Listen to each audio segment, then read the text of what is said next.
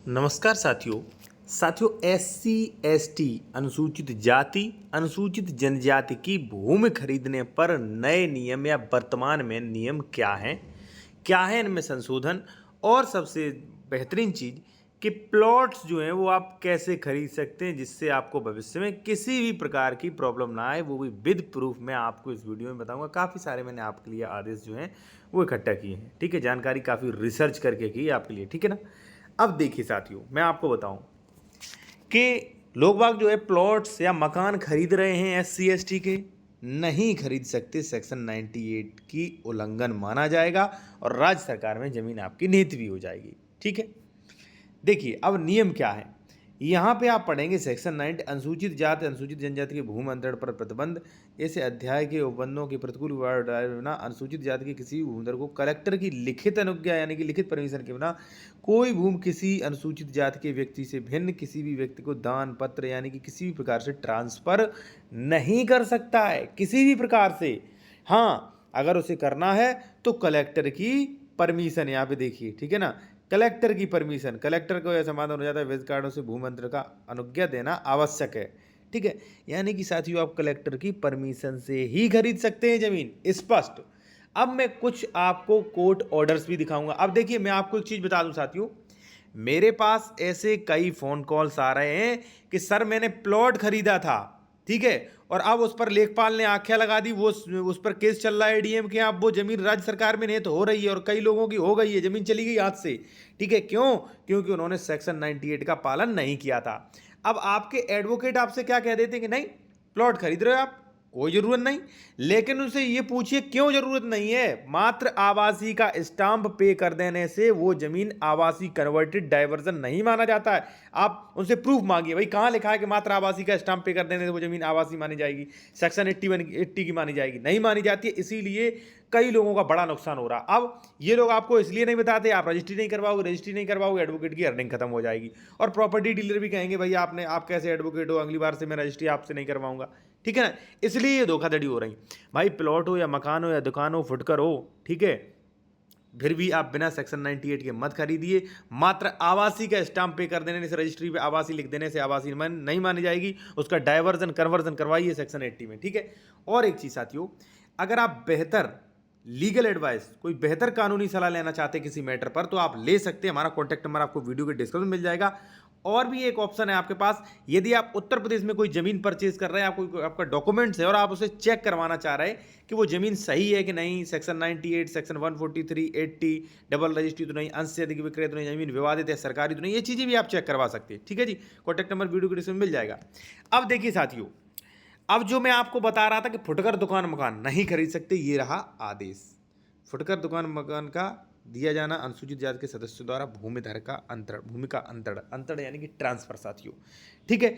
यहाँ पे आप देखेंगे कि एक ऐसा ही मैटर है, एक व्यक्ति ने क्या किया कि भाई एक प्लॉट जो था, दुकान जो था, वो पट्टे पर ले लिया था SC ST वर्ग के व्यक्ति से, और वो भी बिना परमिशन के।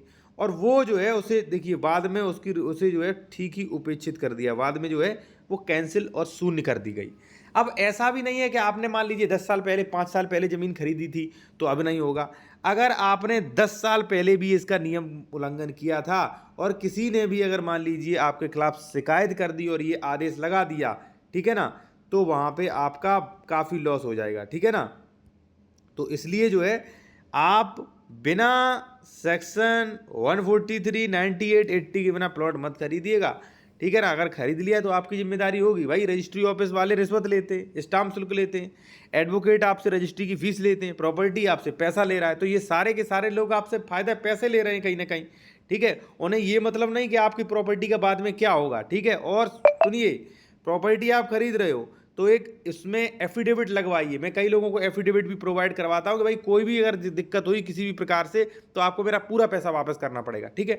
अब देखिए साथियों, ये आदेश, मुझे लगता है ये दोनों आदेश एक हो गए, तो अभी मैं आपको दूसरा आदेश दिखा रहा हूँ। देखिए साथियों, यहाँ पे देख सकते हैं। दूसरी बात ये है कि अगर आपने इन नियमों का उल्लंघन कर दिया तो आपको आपके एडवोकेट या आपके प्रॉपर्टी डीलर भी नहीं बचा सकते, यहाँ के अधिकारी भी आपको नहीं बचा सकते, लेखपाल वगैरह। कैसे? यहाँ पे देखिए एक व्यक्ति ने जो है वो ज़मीन की रजिस्ट्री करवा ली थी, ठीक है, और उसे रजिस्ट्री करवाए 6 वर्ष हो गए थे। तो मामला जो है वो न्यायालय में पहुंचा, तो न्यायालय ने ये अब निर्धारित किया कि 6 वर्ष हो जाए चाहे 10 वर्ष हो जाए, रजिस्ट्री प्रारंभ से ही शून्य होती है।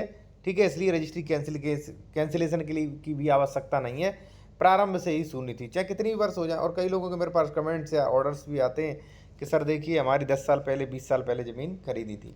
अगर आपको कोई डाउट हो ना तो आप ये ऑर्डर्स ले सकते हैं, ठीक है, और बेहतर कानूनी सलाह भी ले सकते हैं आप। ठीक है, यहाँ पे आप देखिए, सक्षम अधिकारी की अनुज्ञा के बिना भूमि का अंतरण। प्रश्न ये है कि क्या कलेक्टर अनुज्ञा के बिना अनुसूचित जाति द्वारा सदस्य विक्रय विलेख शून्य होता है। प्रश्न ये भी है, क्या विक्रय विलेख अगर मान लीजिए निष्पादित हो गया है और 6 वर्ष व्यतीत हो गए तो ये निर्धारित किया गया कि यानी कि धारा 98 जो कि पहले 157 का थी के अंतर्गत सक्षम अधिकारी की अनुज्ञा के बिना निष्पादित विक्रय विलेख शून्य होगा। ठीक है, अपेक्षित आदेश में कोई अवैधता नहीं की गई है। ठीक है, न्यायिक निर्वचन, यदि अनुसूचित जाति के सदस्यों द्वारा अनुसूचित जाति से भिन्न किसी व्यक्ति को कलेक्टर की अनुज्ञा के बिना विक्रय विलेख निष्पादित किया गया है तो वह शून्य होगा, प्रारंभ से ही शून्य होगा। तो अगर मान लीजिए आपने भाई अगर कोई ऐसी रजिस्ट्री करवा भी ली है, देखिए मैं आप भले के लिए, आपके भले के लिए कह रहा हूँ, मैं नहीं चाहता हूँ कि कोई एडवोकेट प्रॉपर्टी डीलर आपको गलत जानकारी दे, जबकि सोशल मीडिया है, अच्छे अच्छे एडवोकेट्स हैं, आप जहाँ पे सूटेबल लगे वहाँ बातचीत भी कर सकते हैं। ठीक है, तो इतना सब कुछ होने के बाद आप चाहते हो कि भाई हमारी लाखों की प्रॉपर्टी जो है मेहनत की कमाई है वो चली जाए, आप अच्छा डिस्कशन कर सकते हो, रिसर्च कर सकते हो। ठीक है ना, तो इसलिए जब भी आप प्लॉट खरीद रहे हैं साथियों, तो वो ऐसा ना खरीदें जिसमें परमिशन या कन्वर्जन नहीं है।